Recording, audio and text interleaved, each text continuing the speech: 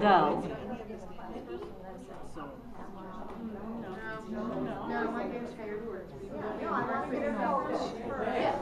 She kind of has family, but pretty much it's not.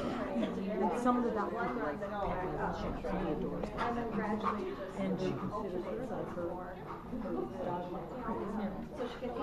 So Pat's got a good home. Yeah, and my family's they're very excited about her.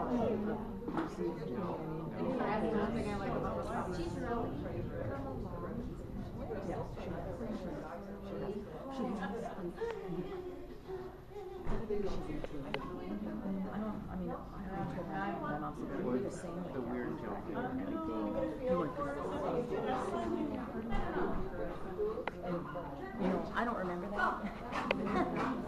Yeah.